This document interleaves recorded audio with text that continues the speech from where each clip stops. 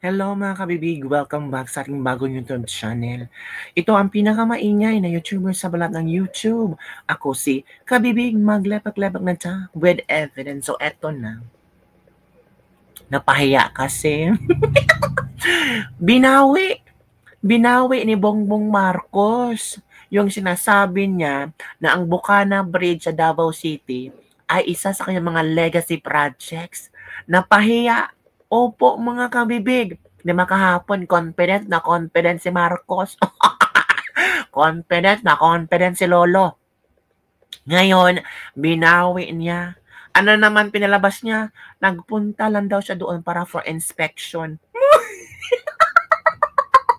Inspection na naman. Pero pag magpa-interview, this is one of my legacy projects.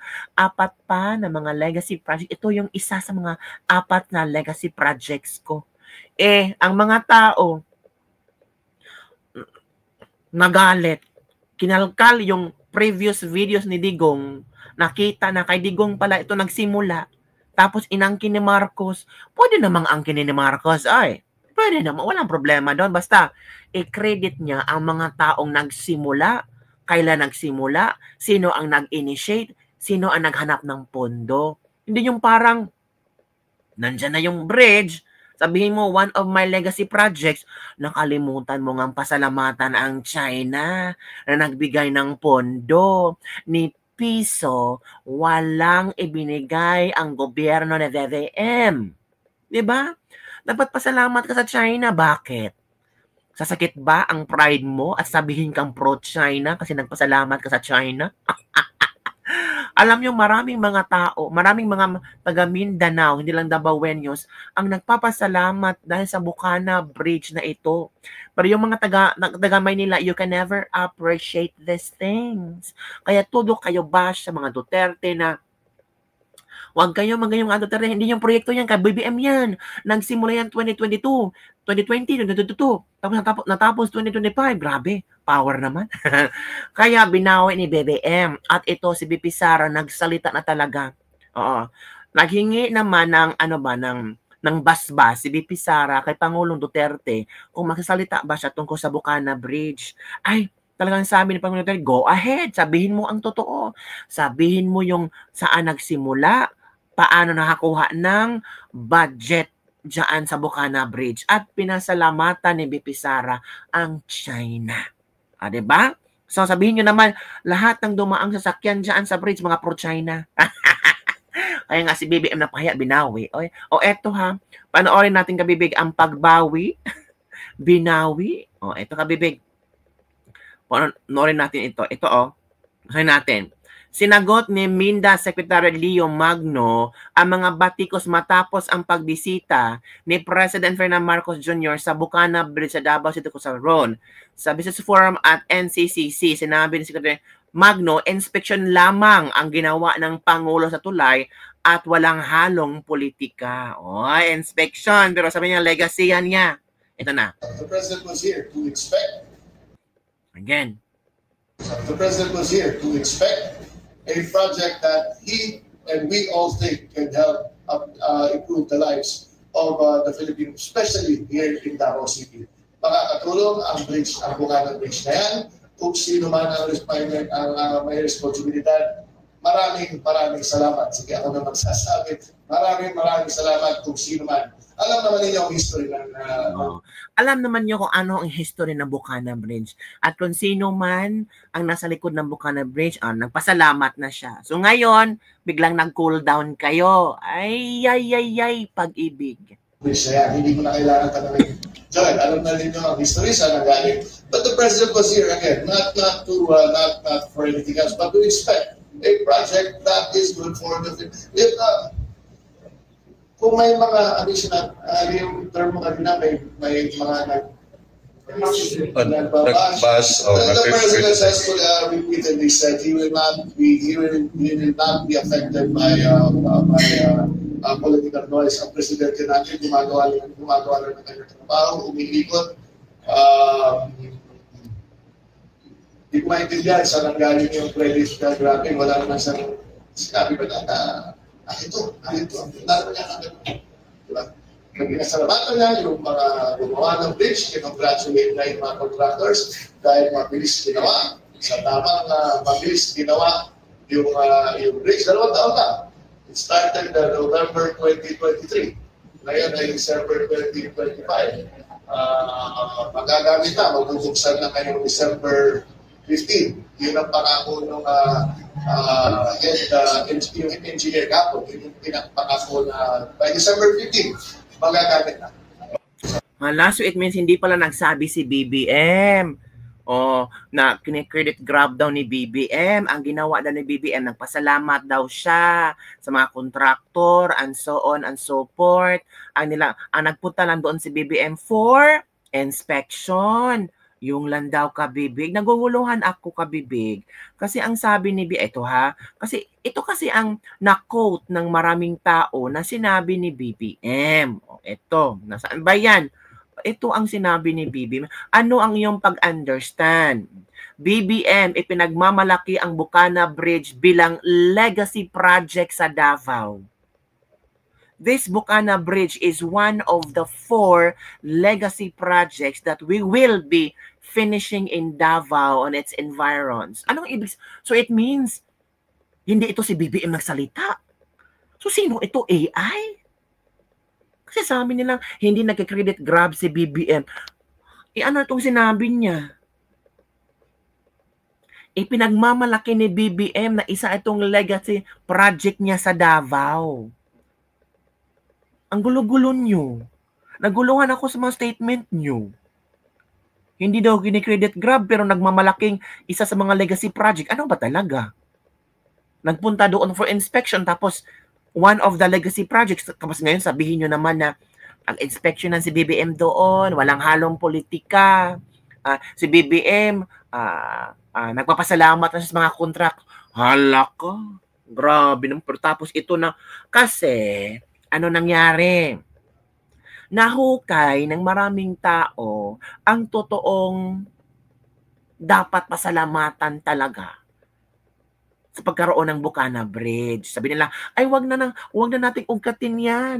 Ang importante may Bukana Bridge. Oo, ang importante may Bukana Bridge. Nakakatulong ito sa maraming mga taga Mindanao. Pero dapat hindi magpasalamat kasi kung wala ang mga taong ito, walang Bukana Bridge.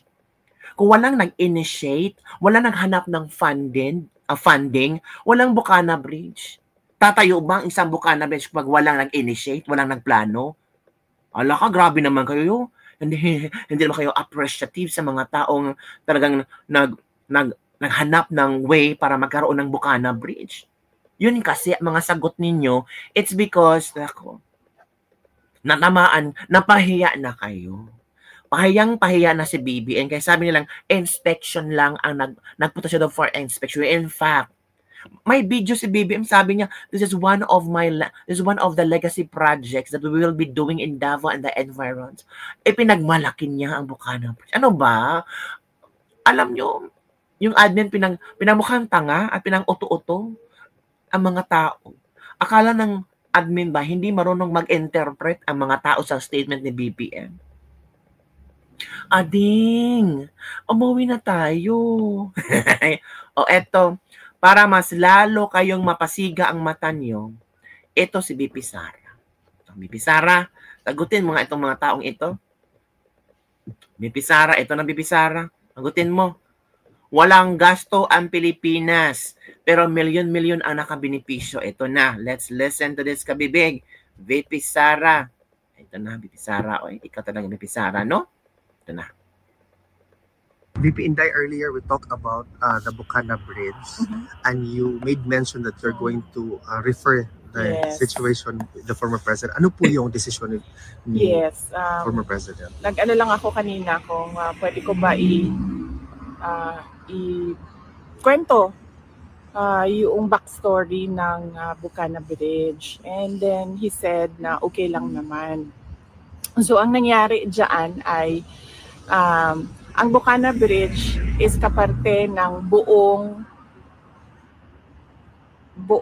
coastal road ng Davao City. So hindi siya yung coastal road hindi siya makakatawid ng Bangkerohan River kung wala yung Bukana Bridge. At that time na mayor ako, may budget ang coastal road, pero unfunded ang bridge. Oh. And it was made known at the time to former President Duterte that the bridge is unfunded. At siya ay naghanap ng paraan para mabigyan ng pondo yung budget, yung bridge. So noong nakahanap siya ng pondo, ay sinimulan yung negotiations, sinimulan yung mga planning, lahat ng paperworks para doon sa bridge na yon ay sinimulan na. But ngayon, nandiyan na yung bridge, so dapat nating pagpasalamatan para sa akin bilang isang Dabawenyo at syempre sa mga tiga Mindanao na din dahil nagbe-benefit din sila doon sa coastal road na yun, no? Traveling from south to north of Davao in the region. Nagpapasalamat kami kay dating Pangulong Rodrigo Duterte dahil hindi siya tumigil sa paghahanap ng pondo para doon sa tulay. At syempre, nagpapasalamat tayo sa People's Republic of China dahil buong-buo nila binigay yung entire cost ng tulay na iyon. So walang gastos ang City Government of Davao, walang gastos ang Pilipinas para tayo magkaroon ng bridge na yon.